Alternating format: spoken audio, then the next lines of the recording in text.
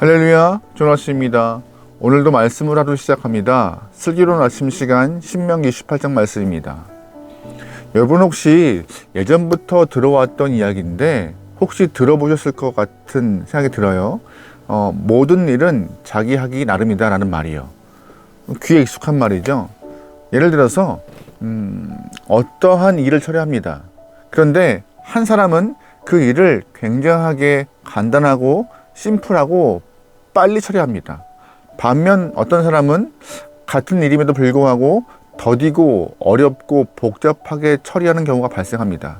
그렇다면 이 두 경우 모두 다 같은 일이지만 일을 처리하는 사람들의 모습에 따라서 결과가 다르게 드러나는 것이죠. 이러한 모습 때문에 아까 언급했던 이야기, 모든 일은 자기 하기 나름이다라는 말이 나온 것 같아요. 마찬가지인 것 같습니다.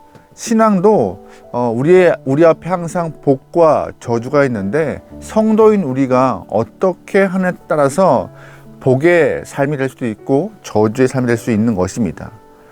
창조하신 하나님께서는 피조물인 우리가 힘들고 저주에 갇힌 삶을 사는 것을 원치 않으십니다. 모든 피조물들이 행복하고 하나님을 고백하며 즐겁고 평안한 삶을 누리기 원하고 있는 것이 하나님 마음입니다. 그래서 결국 우리가 하나님이 허락하신 그 복의 삶을 경험하기 위해서 어떻게 살아가느냐, 그건 나 하기 나름이다 라고 우리는 정의할 수 있는 것이죠. 이제 이스라엘 사람들은 젖과 꿀이 흐르는 가나안 땅을 들어가야 합니다. 가나안에서 하나님의 말씀을 잘 지키면 하나님이 허락하시는 복이 따를 것이고, 반대로 말씀을 듣지 않으면 저주가 따를 것이라고 오늘 본문은 명확히 언급하고 있습니다. 특별히 3절부터 6절 말씀 보면은요, 복에 대해서 언급하는데요. 말씀 같이 볼까요?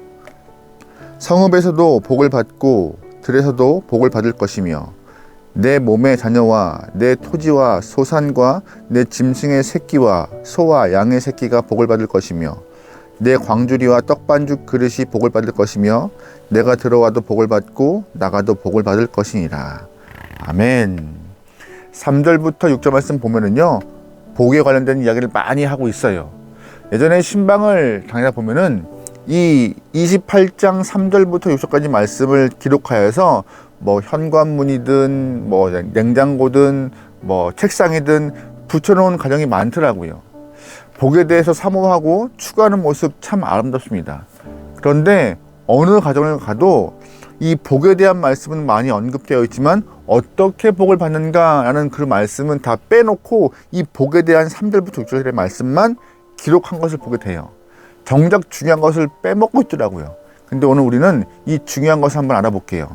하나님은 이 복을 강조하시는데 그러면 어떠한 사람이 복을 경험할까요? 어떠한 사람이 복을 받을까요? 1절부터 2절 말씀에 그 방법과 길이 있습니다. 네가 네 하나님 여호와의 말씀을 삼가 듣고 내가 오늘 내게 명령하는 그의 모든 명령을 지켜 행하면 내 하나님 여호와께서 너를 세계 모든 민족 위에 뛰어나게 하실 것이라. 네가 네 하나님 여호와의 말씀을 청종하면 이 모든 복이 내게 임하며 내게 이르리니. 아멘. 방금 읽었던 1절과 2절 말씀을 종합해 본다면요, 하나님 말씀을 듣고 행하는 자, 하나님 말씀을 듣기를 사모하는 자, 또한 말씀을 즐겨 행하여서 청종하는 자 모두에게 다 복이 임할 것이라고, 복을 통하여서 삶이 변하고 달라질 것이라고 하나님 말씀하고 계십니다. 우리 모두가 다 복을 원합니다. 복 싫어하시는 분 아무도 없을 것이에요. 하나님은 우리 인생 가운데 복을 허락하신 분이세요. 근데 그 허락하는 그분께서 복을 경험할 수 있는 경로를 오늘 1절과 2절 말씀에 말씀을 듣고 행하는 자라고 분명하게 못 박아 놓으셨습니다. 하나님은 다른 방법 허락하지 않으셨어요. 우리의 삶에서 복을 경험하는 방법, 하나님 말씀을 즐겨 듣고 그 즐겨 들은 말씀을 행하는 것, 아주 간단하고 심플하게 복의 경로를 말씀하셨는데, 이 경로를 통하여서 여러분의 삶에 저주가 아니라 복이 임하여 평안함과 행복함이, 하나님의 은혜가 충만한 삶을 경험하기 원합니다. 다른 길 없습니다. 바로 말씀의 청종함, 이것이 복의 경로라는 것을 잘 듣고 여러분 삶이 복을 경험할 수 있는 모든 영혼들이 소망합니다. 그런데 28장 보면은요, 복에 대한 이야기만 있지 않습니다. 저주에 대한 이야기도 있습니다. 16절부터 19절까지 말씀입니다. 네가 성읍에서도 저주를 받으며 들에서도 저주를 받을 것이요, 또 내 광주리와 떡반죽 그릇이 저주를 받을 것이요, 내 몸의 소생과 내 토지와 소산과 내 소와 양의 새끼가 저주를 받을 것이며, 내가 들어와서도 저주를 받고 나가서도 저주를 받으리라. 아멘. 앞에 읽었던 3절과 6절 말씀과 거의 흡사한 말씀인데 복의 위치에 저주라는 말이 다 들어가 있는 것 같아요. 아무리 신방을 가고 가정을 방문해도 이 16절부터 19절까지 말씀, 이 저주에 대한 이야기를 써놓은 가정은 아무도 못 봤습니다. 아무도 좋아하지 않아요. 왜요? 두렵잖아요. 이러한 삶 무섭고 싫습니다. 근데 감사하게도 오늘 본문은 또 한 번 저주에 임하는 길, 저주를 경험할 수밖에 없는 삶에 대해서 잘 설명하고 있어요. 바로 15절 말씀입니다. 네가 만일 네 하나님 여호와의 말씀을 순종하지 아니하여 내가 오늘 내게 명령하는 그의 모든 명령과 규례를 지켜 행하지 아니하면 이 모든 저주가 내게 임하며 내게 이를 것이니. 아멘. 말씀을 떠나 있는 자, 말씀을 행하지 않는 자, 그런 사람에게 저주가 임할 것이라고 오늘 15절 말씀은 간단하게 말하고 있습니다. 앞에서 언급한 것과 같이 하나님은 우리의 인생을 아주 간단하고 심플하게 설계하셨습니다.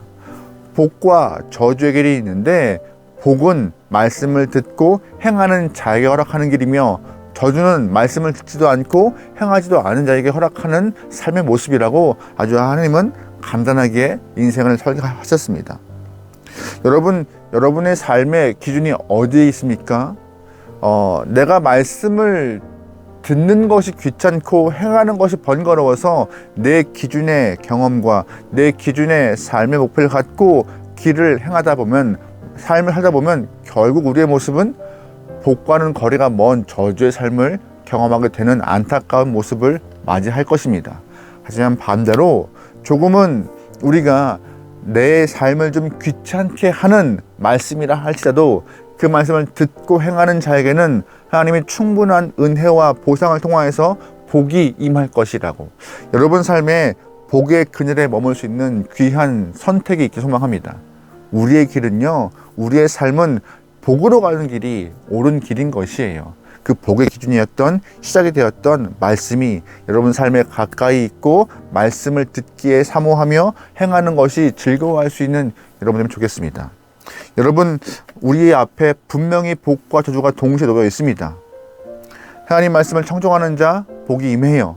반대로 청종하지 않으면 저주가 임합니다. 그런데 여러분, 우리의 관심이 너무 복에만 있지 않길 소망합니다. 제가 지난주 계속 오후 예배 때 반복적으로 드리는 말씀 같은데요, 하나님은 우리에게 복을 주신다 약속하셨습니다. 하지만 그 복에 집중하여서 복을 들고 계신 하나님을 놓쳐버리지 않길 소망합니다. 하나님에게 집중하는 것이 먼저예요. 하나님을 사모하세요. 하나님을 사랑하세요. 그러면 복이 따라오는 것입니다. 너무나 복을 사모하여서 하나님을 잃어버리는 그런 어리석은 모습 갖지 않기 원하고, 복을 들고 계시고 복을 주고 싶어 하시는 하나님께 집중하면 복은 당연히 따라오는 것입니다. 그러기에 오늘 신명기 18장은 복을, 저주를 말하고 있지만 그 복과 저주의 주관자이신 하나님을 언급하고 있음을 여러분은 꼭 기억하면서 복의 주관자이신 하나님을 사랑하며 그 하나님과 관계를 맺기를 소망하며 관계 안에서 말씀을 듣고 해가는 것이 즐거워할 수 있는 여러분과 저의 인생에게 소망합니다. 오늘 하루 여러분 복의 그늘 안에서, 주님의 은혜 안에서 살길 소망하며 말씀 듣기를 사모하고 행하기를 즐거워하는 모든 영혼들이 소망합니다. 기도하시겠습니다. 하나님, 우리의 삶에서 언제나 모든 우선순위의 첫 번째가 하나님이길 소망합니다. 그 하나님 말씀을 듣고 청종하기를 즐거워하는 인생 되어서 주님이 허락하시는 은혜의 그늘 아래, 복의 그늘 아래 있는 모든 영혼 되기를 소망하오니 주님, 우리의 눈과 귀를 열어서 주님과 함께 할 수 있는 영혼 되게 허락하소서. 우리의 발걸음을 허락하실 믿사오며 예수님의 이름으로 기도합니다. 아멘.